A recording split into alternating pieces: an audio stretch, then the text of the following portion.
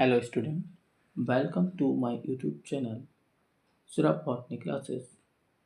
आज की इस वीडियो में मैं पोलन वाइबिलिटी के बारे में बात करूंगा और पोलन वाइबिलिटी के टेट्राजोलियम टेस्ट को डिस्कस करूंगा। ठीक है, इसके अलावा और कई सारे टेस्ट हैं, वो हम पॉसिबिलिटी है कि नेक्स्ट वीडियो में डिस्कस करूं। तो firstly we know about that कि what are pollen viability. Pollen viability क्या है?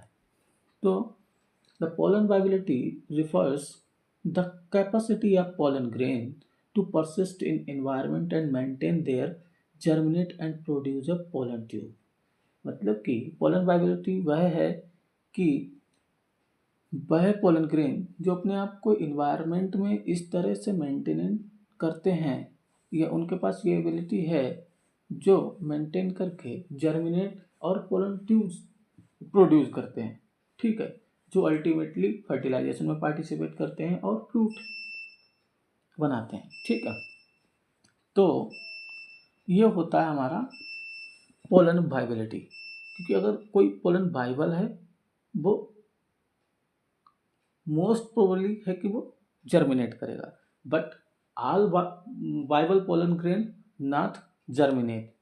क्योंकि वहाँ पर भी क्या है, उसकी फिजियोलॉजिकल कंडीशन या न्यूट्रिएंट सप्लाई है, वो भी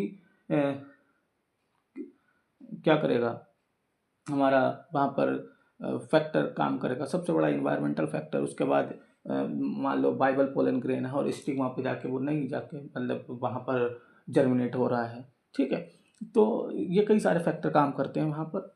तो पोलन वाइबिलिटी हमारी यहाँ पर है, जिसको हम टेट्राजोलियम टेस्ट के थ्रू टेस्ट करते हैं। तो उसमें होता क्या है कि जैसे कि मान लो कोई पोलन ग्रेन वाइबल है तो वो मेटाबॉलिकली एक्टिव होगा।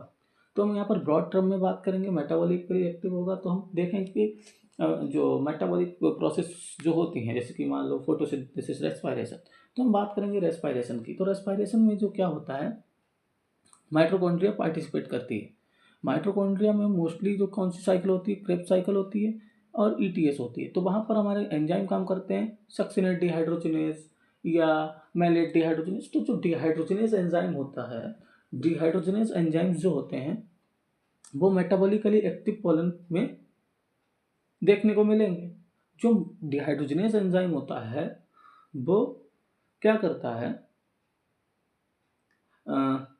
जैसे कि बताया कि बाइबल पोलन जो होगा या लिविंग पोलन होगा उसमें तो देखने को मिलेगा, लेकिन नॉन बाइबल जो पोलन होगा उसमें देखने को नहीं मिलेगा। ठीक, तो हम इसका प्रिंसिपल काम क्या करता है, जैसे कि होता क्या है, 2,3,5 ट्राइफिनाइल टेट्राजोलियम क्लोराइड वो डिहाइड्रोजन एंजाइम के द्वारा रिड्यूस होता है या उसका रिडक्शन होता है और वह बनाता है formazan. Formazan is a red colour dye जो पोलन ग्रेन को रेड कलर में शो करता है।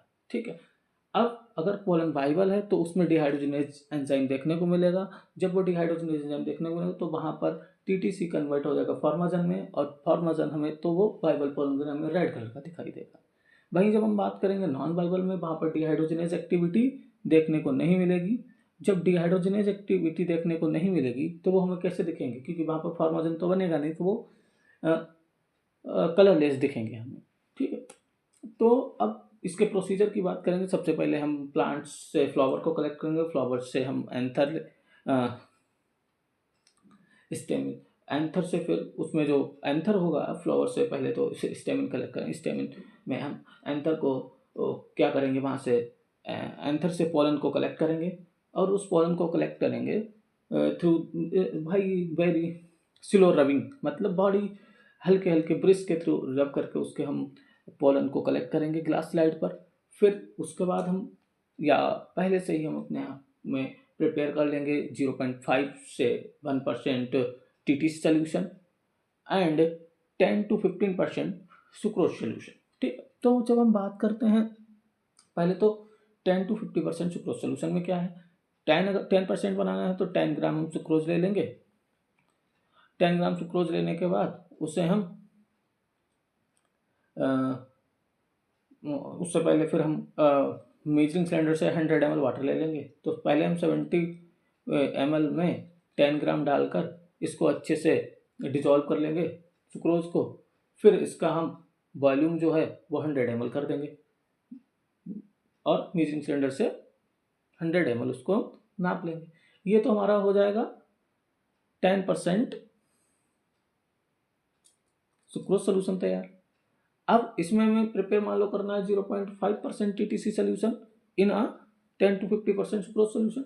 तो हम अब 0.5 ग्राम क्या ले लेंगे, TTC ले लेंगे और उसको इस 10% 100 ml सोल्यूशन में डिजॉल्व कर देंगे।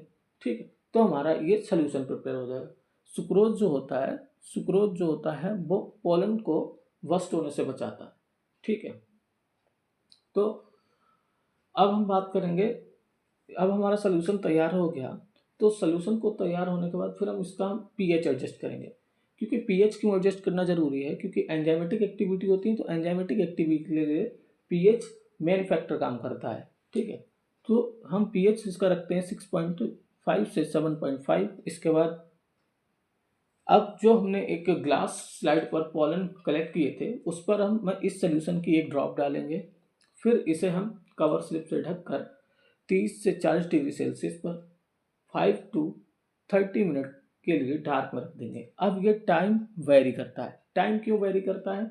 टाइम वेरी इसलिए करता है क्योंकि स्पीसीज टू स्पीसीज उसके इंक्यूबेशन टाइम डिपेंड करता है। उसके बाद उसका हाइड्रेशन स्टेटस भी, पोलन का हाइड्रेशन स्टेट कितनी देर में हाइड्रेट हो रहा है, वो सब सारी चीज़ें क्या होती हैं, वो फैक्टर डिपेंड करते हैं कि उसको कैसे कितने टाइम तक हमें इंक्यूबेट करना है। ठीक है, तो ये हो गया प्रोसीजर। इसके बाद हम ऑब्जर्व करेंगे, हम उसे माइक्रोस्कोप के थ्रू ऑब्जर्व करेंगे। तो माइक्रोस्कोप में हम जब देखेंगे तो हमको कुछ पोलन ग्रेन जैसे कि ये रेड कलर के दिखाई देंगे, कुछ हल्के रेड कलर के दिखाई देंगे और कुछ बिल्कुल कलरलेस दिखाई देंगे। ठीक है, तो जैसे कि बोला कि जो बाइबल पोलन ग्रेन होगा वहाँ पर डिहाइड्रोजनेज एंजाइम की एक्टिविटी देखने को मिलेगी। तो वो टीटीसी को किस में कन्वर्ट कर देगा, फार्माजन में, और फार्माजन कैसा है, रेड कलर का। तो that means the Bible pollen grain is a red colour. और जो डेड पोलन है या नॉन बाइबल पोलन है वो कलरलेस दिखाई देंगे क्योंकि वहाँ पर डिहाइड्रोजनेज एक्टिविटी देखने को नहीं मिलेगी। तो वहाँ पर फार्माजन तो बनेगा, तो वो हमें कैसे दिखेंगे, कलरलेस। यहाँ पर सम कंडीशन मतलब सेमी बाइबल बोल दिया क्योंकि लो अमाउंट में हमें यहाँ पर क्या देखने को मिल रही है, डिहाइड्रोजनेज एक्टिविटी देखने को मिल रही है। ठीक, इसके बाद हमको कुछ प्रिकॉशंस भी रखने चाहिए जो बहुत ज़रूरी हैं। जैसे हमें freshly prepare TC solution for accurate जो रिजल्ट्स है उसके लिए। उसके बाद टीटीसी सोल्यूशन को केयरफुली हैंडल करना चाहिए क्योंकि ये लाइट सेंसिटिव होता है, तो इसे डार्क में भी स्टोर करना चाहिए।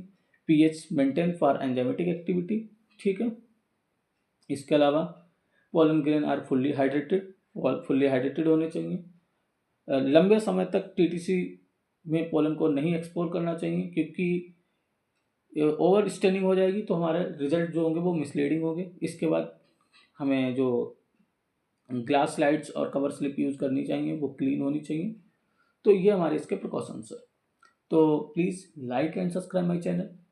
Thank you students. इसी टाइप की वीडियो और देखने के लिए चैनल को अपने से दोस्तों के साथ भी शेयर करें।